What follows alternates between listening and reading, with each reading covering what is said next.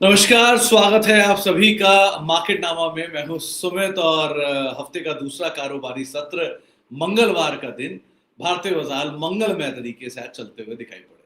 आज अनुमान भी यही था कि शायद थोड़ी बाजार में ठीक-ठाक तेज़ी रहे, लेकिन अक्रॉस द बोर्ड पूरे दिन रहेगी, इसका अनुमान नहीं था और मिड कैप, स्मॉल कैप इस हद तक आउट परफॉर्म करेंगे, इसका भी अनुमान नहीं था। आज चौतरफा खरीदारी एक लंबे अंतराल के बाद देखने को मिली है और सिचुएशन थोड़ी-सी बेहतर, थोड़ी रिस्पाइट लग रही है। ये नहीं कहूँगा कि we are out of woods, bottom बन गया, ये हो गया, वो हो गया, इतना तो मुझे नहीं समझ में आता। लेकिन इतना समझ में आता है कि हाँ, एटलीस्ट आज का दिन बढ़िया था और ये लगातार दूसरा दिन है जबकि बाज़ार थोड़ा-सा सुधरता, संभलता दिखाई पड़ रहा है। लेट्स सी ये आगे जाता है कि नहीं जाता।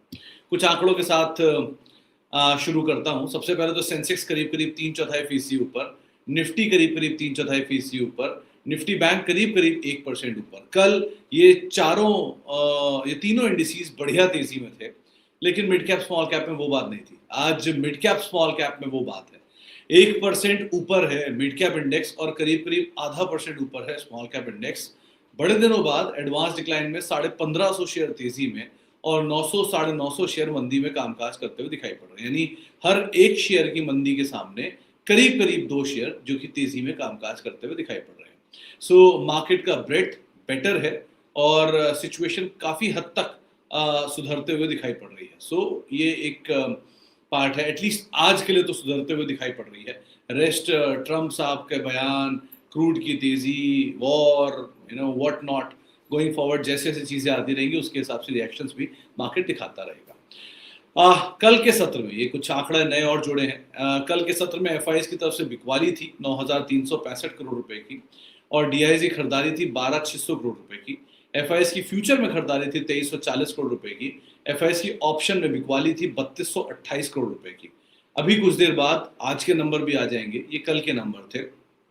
किस तरह से रिएक्शन आता है वो अभी देखना होगा, लेकिन एफआईएस की बिकवाली जारी है, इंटेंसिटी बढ़ रही है और डीएसई खरीदारी भी जारी है, इंटेंसिटी बढ़ रही है।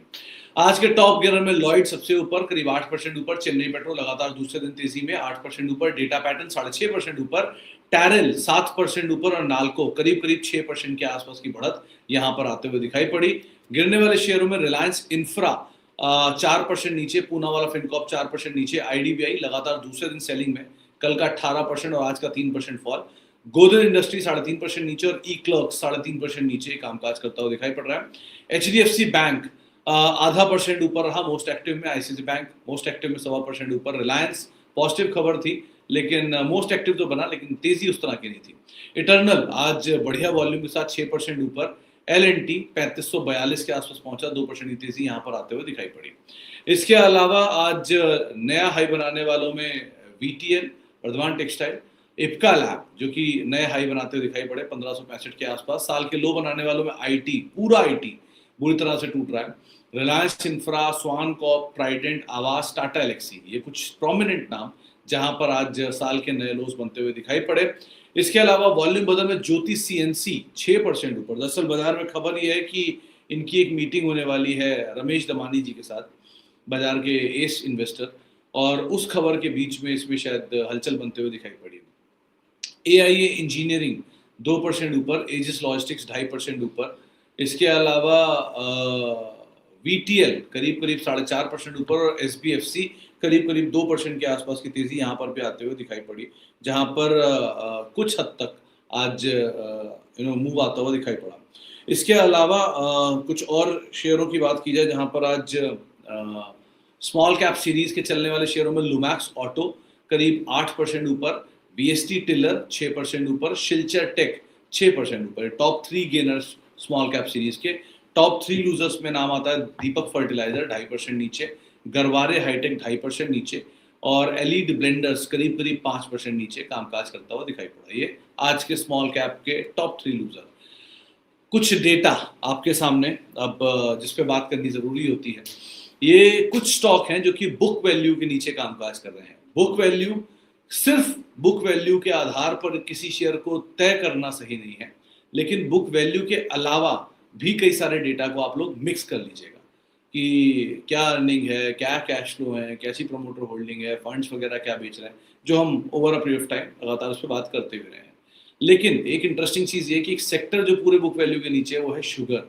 गौर से देखिए, Awadh sugar, Dwarikesh, Dalmia Bharat, Andhra sugar, Dhampur bio, KCP, Rana sugar, और भी दो चार नाम थे जो मेरे से मिस हो गए, ईआईडी पैरी इवन, ये सब बुक वैल्यू के नीचे कामकाज कर रहे हैं। सो बुक वैल्यू के नीचे काम करना मतलब ऐसा नहीं है कि बुक वैल्यू के नीचे काम नहीं करते शेयर, बहुत सारे शेयर बहुत टाइम तक बुक वैल्यू के नीचे रहते हैं, but the possibilities of going further down side या एक बड़ा डैमेज ऑलरेडी वो देख चुके हैं, इसलिए बुक वैल्यू के नीचे पहुंच गए। इंटरेस्टिंग नवकार भी है इसमें। नवकार इसलिए इंटरेस्टिंग है मतलब क्योंकि जब सारे नाम पढ़ रहा था तो ये भी सामने आ गया, तो मैंने जरा इसकी और डिटेल पढ़ ली जाए। सो नवकार है कि इसमें बुक वैल्यू 125 रुपये है, पहला पार्ट तो ये जिसके नीचे ऑलरेडी कामकाज कर रहा है।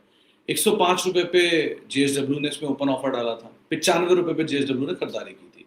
सो ये 3 नंबर तो वैसे ही क्लियर है जिनके नीचे ऑलरेडी पहुंचा हुआ है। जो मुनाफा ये अभी कमा रहा है आपको सालाना आधार पे लॉस में दिखेगा, क्योंकि वो ट्रेलिंग 12 मंथ में 1.5 करोड़ का घाटा था जिसकी वजह से लॉस दिख रहा है, लेकिन अदरवाइज ये कंपनी प्रॉफिट में। सो जो मुनाफा या जो सेल्स का नंबर ये कंपनी अभी बना रही है, वो सेल्स का नंबर लास्ट टाइम कंपनी ने बनाया था मार्च 2024 में, और मार्च 2024 में शेयर का दाम था 97, अभी का दाम 80, 82, 83 व्हाटएवर वो दाम देखने को मिल रहा है। सो वैल्यू वाइज तो इस सिचुएशन में थोड़ा बेटर दिख रहा है, रेस्ट कब बाजार के मूड में आएगा पता नहीं। पीएसयू बैंक्स आमतौर पे बैंक्स नीचे ही काम करते हैं, बारिंग कुछ अच्छे बैंक जैसे बैंक ऑफ महाराष्ट्र हुआ या इवन बीओबी हुआ, बैंक ऑफ इंडिया हुआ, इंडियन बैंक हुआ, कभी ये अगर आपको बुक वैल्यू के नीचे मिल जाए तो ये फेयर वैल्यू हो सकती है इनके लिए। सो ये कुछ नाम कुछ डेटा लेकर टाटा केमिकल एक और नाम है जिसमें बुक वैल्यू के नीचे है, लेकिन टाटा केमिकल के केस में भी एक कंसर्न है कि इनके कोर धंधे को बाजार वैल्यू दे रहा है क्योंकि लॉस में चले गए थे। इन्वेस्टमेंट वैल्यू इनकी काफ़ी ज़्यादा है क्योंकि क्रॉस होल्डिंग रखता है टाटा स्टील के अंदर, टाटा इन्वेस्टमेंट के अंदर, जिसकी वजह से इसकी बुक वैल्यू काफ़ी ज़्यादा है। मैथनॉलॉय भी इसी तरह का है, मैथनॉलॉय का भी 1400 रुपये के आसपास की बुक वैल्यू है, शेयर 900 साढ़े 900 घूम रहा है। सो इसके पास इन्वेस्टमेंट की वैल्यू बहुत ज़्यादा है जिसकी वजह से बुक वैल्यू काफ़ी अच्छी दिख रही है। तो ये कुछ डेटा आप लोगों के सामने है, कोई इन्वेस्टमेंट की राय नहीं है, सिंपल डेटा है आपकी बेहतर समझ के लिए। एक और डेटा जो लोग को कल का अगर ये फुल में कर देता हूँ आप लोगों को ज़्यादा अच्छा समझ में आएगा। कल आप लोगों ने जिन्होंने वो देखा था कि वो शेयर जहाँ प्राइस टू अर्निंग ग्रोथ नीचे थी एक के, वो सब लार्ज कैप थे, मेजर बड़े बड़े नाम थे, उसके साथ इसको मिला लीजिएगा, ये कुछ हद तक सपोर्ट करेंगी दोनों चीज़ें। ये वो बड़े नाम हैं ये टीम ने निकाला था जो कि 200 डीएमए के नीचे कामकाज कर रहे हैं। सो जिसमें रिलायंस इंडस्ट्रीज है, एचडीएफसी बैंक है, भारती एयरटेल है, आईसीआईसीआई बैंक है, टीसीएस है, बजाज फाइनेंस है, एचयूएल है, इन्फोसिस है, एलआईसी है, एलएनटी है, मारुति है, एमएनएम है, आईटीसी है, एक्सिस है, कोटक है, एचसीएल है, अल्ट्राटेक है, अदानी पोर्ट है, बजाज फिनसर्व और एचएएल है। इनमें से कुछ नाम ऐसे जो मुझे याद है बुक वैल्यू वो जो प्राइस टू अर्निंग ग्रोथ में एक के नीचे, जैसे मारुति है, एमएनएम है, अदानी पोर्ट है, भारती एयरटेल है, बाकी आई थिंक और कोई नहीं है। इनमें से वो दो चार नाम है जो प्राइस टू अर्निंग ग्रोथ के नीचे हैं। तो वो एचसीएल का यील्ड 5% है डिविडेंड यील्ड के हिसाब से, सो वो वहाँ पे फिट बैठता है। सो इस हिसाब से आप 4-5 नामों को आइडेंटिफाई कर लीजिए और गठजोड़ करके जो आपका एक आंकलन निकले, तो ये प्राइस पार्ट बताने के लिए है कि किनके प्राइस टेक्निकली जो लोग फॉलो करते हैं 200 दिन का moving average, DMAs days moving average, 200 दिन का मूविंग एवरेज, उसके नीचे ये शेयर घूम रहे हैं प्राइस वाइज और फंडामेंटल वाइज में। कल आधे हिस्सा या कुछ हिस्से को हमने ऑलरेडी शामिल कर लिया था, तो इन दोनों चीज़ों को मिला के आप कुछ कुछ चीज़ बना सकते हो। सो ये मोटा मोटा आज के लिए कुछ डेटा हमने पढ़ा था तो वो शेयर कर दिया, और कुछ चीज़ें जो आज के बाजार में हुई वो आपके साथ शेयर कर दी। चलिए जी, अब शुरुआत करते हैं सवाल जवाब के सिलसिले की और बातचीत कर लेते हैं कुछ सवालों को लेकर जो कि मेरे पास आ रहे हैं यूट्यूब के माध्यम से। सबसे पहला सवाल जो आया है, हाँ जी किधर गया, okay. Good evening, sir. Can we add ACE and any banking share in bulk? Got zero now, and where should I deploy last 20% in C8? और उन सब C8 का आखिरी तो 2700 अच्छा लगता है, 2700-2800 का कभी मिल जाए तो वो बहुत अच्छा दाम है C8 में अदरवाइज एंटर करने के लिए, उसके आसपास जहां आप जा पाओ। वैसे भी C8 मौके देता है झटके लगा लगा के, तो उसमें से आप कोई भी झटके का इस्तेमाल कर सकते हो। बैंक में सबसे सेफ इस HDFC ईदर और एक्सिस, ये दो नाम। एक प्राइस टू बुक के हिसाब से सबसे सस्ता है, वो है एक्सिस, जहां पर ऑलरेडी 1.8 प्राइस टू बुक है इसका, आई थिंक 1.8 या 1.48 प्राइस टू बुक है। सो वैल्यू वाइज वहाँ पर एक सही वैल्यू है। दूसरा HDFC bank otherwise largest bank है और चला नहीं है, बहुत शांत, तो इनमें खोने के लिए बहुत कुछ नहीं बचता। ये चलता अगर तेजी में नहीं भी चले, मतलब मंदी में नहीं टूटेगा, तेजी में नहीं चलेगा तो मंदी में टूटेगा भी कम। So safe side is HDFC bank, ICICI। Bit aggressive जाना चाहते हो तो एक बार को एक्सिस बैंक को देख सकते हो, फिर भी उसमें थोड़ी सी वैल्यू है। रही बात एक्शन कंस्ट्रक्शन की, seems a good bet at this price. धीरे धीरे चीज़ें, स्थितियां सामान्य होने लगेंगी ना, तो आपको पता भी नहीं चलेगा शेयर कब सड़क के नीचे से 10-12% ऊपर चला जाएगा। सो हो सकता है कि चीज़ें बेटर होनी चाहिए। एक्शन कंस्ट्रक्शन खराब नहीं है, क्वार्टर के नंबर वीक थे तो थोड़ा ढीला पड़ा हुआ है, but it's a good company otherwise, तो आप उनके हिसाब से देख सकते हो। Sold Chennai Petro today at 20% profit and now looking to invest into United Spirits and Maruti on further correction. Anything else which looks good to enter at CMP? Gupta साहब देखो, आपने क्योंकि चेन्नई पेट्रो 20% गेन में निकाला है, सो आई अज्यूम कि आप small cap में पैसा डालते हो और मीडियम टर्म में पैसा घुमाते हो। अगर ऐसी सिचुएशन में हो तो ना मारुति और ना ये दूसरा वाला यूनाइटेड स्पिरिट्स ऐसा कारगर रहेगा। ये दोनों कोर पोर्टफोलियो के स्टॉक हैं, इन्हें लो, शांति से रखो और बैठ जाओ। सो इस तरीके के शेयर है। अगर आप इस तरीके के शेयर चाह रहे हो then it's good to go, कोई दिक्कत नहीं है। लेकिन अगर आप वो चाह रहे हो कि शॉर्ट टर्म में थोड़ा थोड़ा मोमेंटम मिलता रहे, 30% 40% गेन मिलता रहे, then you can identify good small caps. कल की लिस्ट में भी बहुत सारे स्मॉल कैप थे जिनका जिक्र किया, आप उसमें से कुछ आइडेंटिफाई कर सकते हो, वहाँ से कुछ निकाल लो, या अदरवाइज अच्छी स्मॉल कैप मिल रही हैं उनको आइडेंटिफाई कर लो और उसके हिसाब से आप बेट कर लो, वो ज़्यादा बेटर है। लेकिन वहाँ पर आपको 20-30% के गेन, इजी गेन्स मिलने की गुंजाइश ज़्यादा है कंपेरेटिवली, अगर आप स्मॉल कैप चाह रहे हो। Long term they are perfect, Maruti is wonderful at this price, it's very good company. Even M&M भी खराब नहीं है, रिटेल में वैसे ही बहुत कम है, दोनों को दोनों 2-2.5% नीचे है। M&M में भी 6-7% है रिटेल का, तो बहुत नहीं है retail. Sir, which small cap looks very attractive like ACE, NACL? NACL was not a part of small cap series, पहले तो मैं आपको ये बता दूं। Navkar, went, EBDL, associate. तो राजू साहब, ये पूरी लिस्ट जो स्मॉल कैप सीरीज वालों की है, ये कमिंग वीकेंड पे हम लोग स्मॉल कैप सीरीज का लाइव करेंगे मेंबर्स का। सो स्मॉल कैप का सैटरडे को होगा और संडे को माइक्रो कैप का होगा, और दोनों की ही जो गुड बैड अगली है वो शेयर कर लेंगे, तो उससे आपको बहुत हद तक समझ में आ जाएगा क्या करना है क्या नहीं करना, किस पैरामीटर में सही लगना है किस में नहीं करना है। सो उस हिसाब से आप देख सकते हो, बट इंस्टेड ऑफ इकट्ठा पूरा लिस्ट बोलने के, वहीं पर ही आपको कोई लिस्ट मिल जाएगी, वहां से उठा लेना। Good evening Sumit sir, EID Parry has -1.7 PEG and Dalmia Bharat sugar गैस नहीं है, sugar is 0.7, which one is good for fresh entry now? Vaibhav साहब देखो, प्राइस टू अर्निंग ग्रोथ के हिसाब से अगर आप देखोगे तो EID पैरी में नेगेटिव ग्रोथ है, बिकॉज शुगर है।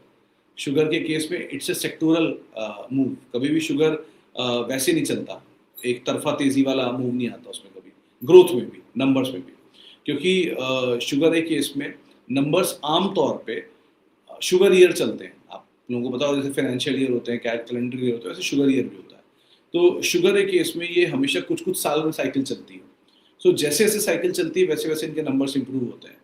बुल साइकिल कब होती है? जब सारा नगर इथेनॉल की स्टोरी बोल रहा होता है, और मतलब ये मेरा असम्पशन है, मैं गलत होने के लिए पूरी तरह तैयार भी हूँ। लेकिन बियर साइकिल तब होती है जब पूरा नगर शुगर को कोई पूछ नहीं रहा होता है। सो इस लिहाज से मुझे लगता है कि sugar is a safer side अभी, पहला पार्ट। मतलब अगेन यहाँ से बहुत डाउन साइड नहीं होगा, लेकिन possibilities of going down is very limited. जाना तो हमेशा वो तो बाजार तय करेगा कि इसको क्या नीचे जाना है, लेकिन possibilities are very limited. Sugar, EID Parry के केस में और डालमिया भारत के केस में दोनों कंपनियां अच्छी हैं, दोनों रिस्पेक्टेबल ग्रुप से हैं, बट EID पैरी के पास इन्वेस्टमेंट वैल्यू बहुत है कोरोमंडल की। आपने कभी पता नहीं रियलाइज किया है कि नहीं किया कि उसके पास आई थिंक कोरोमंडल की एक बहुत बड़ी इन्वेस्टमेंट वैल्यू है, और ये उसकी वजह से वो वैल्यू के नीचे आया हुआ है, और धंधा भी इनका इस समय इस भाव पे शायद डिस्काउंटेड नहीं है। सो ये लेवल सीम्स EID पैरी के फेवर में, दो डालमिया भारत भी खराब नहीं है, लेकिन ये लेवल सीम्स EID पैरी के फेवर, तो आप उस हिसाब से देखना। बट अगेन शुगर में EID पैरी जैसा stock is investment grade stock, and बाकी मोमेंटम के लिए वही द्वारकेश, उगा, राणा, शक्ति, इन्हीं को ही देखना, ये मोमेंटम बेस्ड स्टॉक है। सो मोमेंटम के लिए वो, और स्टोरी के लिए लॉन्ग टर्म के लिए EID बैंक, इस हिसाब से आप डिफरेंशिएट करके चलना। Sir, good evening, Sumit sir. I want to know that market global situation becoming better because today also there is recovery happening in market. गर्व साहब देखो, पहली चीज बाजार में रिकवरी का आना, ग्लोबल टर्मोइल की सिचुएशन में रिकवरी का आना, दोनों में थोड़ा अंतर है। कल यूएस मार्केट तेजी के साथ बंद हुए, उसको कैरी किया इंडियन मार्केट ने भी। आज एक्सपायरी भी थी तो थोड़ा फ्यूल उसकी तरफ से भी जुड़ गया। कल फिर हम वहीं खड़े होंगे जहां हम शुरू हुए थे, होंगे या नहीं होंगे पता नहीं, लेकिन ऐसा हो सकता है कि हो सकता है हो जाए। अगर ऐसा होता है तो फिर वही कि ग्लोबल मार्केट खराब और मतलब रिकवरी है तो ग्लोबल मार्केट अच्छा। So I don't buy this point कि ग्लोबल मार्केट खराब है कि ग्लोबल मार्केट अच्छे हैं। I always buy this point कि अगर मार्केट में अच्छी चीज मिल रही है, अच्छे दाम पर मिल रही है, गो फॉर इट, सीधी सी बात है। और नीचे मिल जाएगी थोड़ा और ले लूंगा, जब पैसे आएंगे तब ले लूंगा, इसके हिसाब से काम कर लूंगा। लेकिन आज जैसे आईटी का दिन नहीं था, आज आईटी में धुआंधार बिकवाली थी, नए लोस कट रहे हैं, सब कुछ हो रहा है, ठीक है, आज उनका दिन नहीं है। सो किसी फाइंड में उनका दिन आएगा। So it is just a matter of time. आज ए नहीं तो आज बी चल रहा है, आज बी चल रहा है कल ए चल जाएगा। सो चलते रहते हैं ऐसे ही। सो मार्केट में चीज़ें बेटर हैं और होनी चाहिए और बेटर। उम्मीद ये लग रही है कि एक बड़ा शायद वर्स्ट पार्ट हम देख चुके हैं। अब बाकी बाजार सुप्रीम है, हम भी सीख रहे हैं, आप भी सीख रहे हैं, देख रहे हैं कहाँ तक जाता है सब फॉल। सर आईटी स्टॉक में क्या चल रहा है? बिल्कुल भी रिकवरी नहीं हो रही पूरे सेक्टर में, रिजल्ट को भी डिस्काउंट कर रहा है क्या पूरा सेक्टर? अभी शांति से लेके बैठने लायक कोई स्टॉक है मीडिया स्मॉल कैप में? निश्चल साहब बहुत सारे नाम आप लोगों को मेंशन कर दिया है। आप एक बात बताओ, मैं आप लोगों को रिकमेंड नहीं कर सकता कुछ भी, बीइंग एन एंकर, पहला part, but I can give you all the supportive data what you need decision लेने के लिए।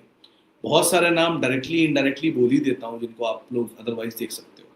सो रही बात आईटी की, पहला पार्ट आईटी के केस में जो आज मैं चेक कर रहा था कि TCS 5.5 साल के लो पर है, इन्फोसिस 5.5 साल के लो पे है। इनकी अर्निंग्स उस समय पर 80 रुपये पर शेयर के आसपास की EPS थी TCS की, आज 130 रुपये पर शेयर की EPS है। 110 रुपये पर शेयर TCS डिविडेंड डिप्लॉय करता है।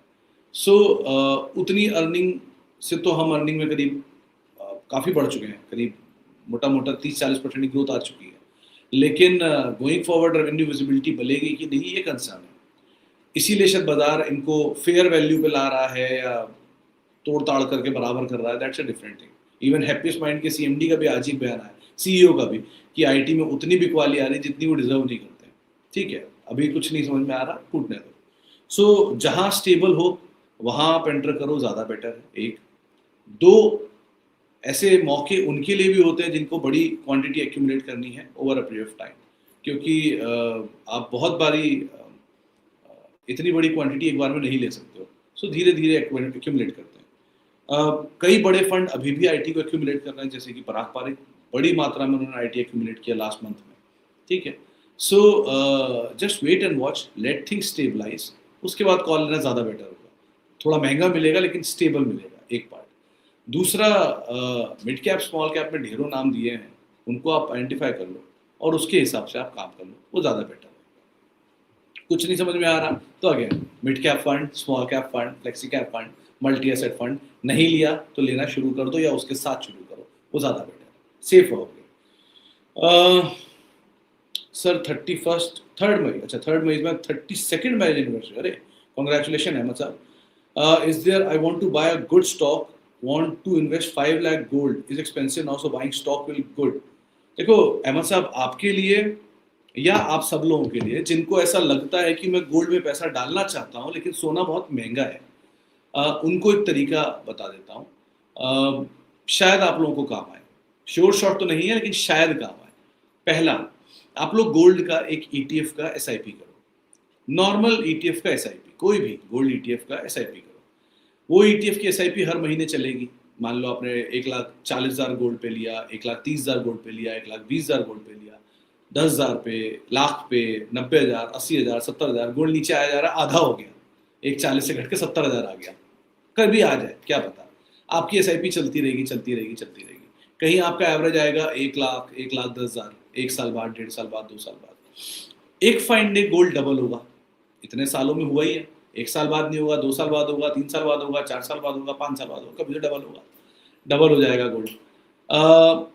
Assuming being a bull, being an optimistic man, मुझे ऐसा लगता है कभी ना कभी तो गोल्ड डबल हो गई। सो गोल्ड जब भी डबल होगा आपकी एवरेज नीचे की होगी एक पार्ट 4-5 सालों में।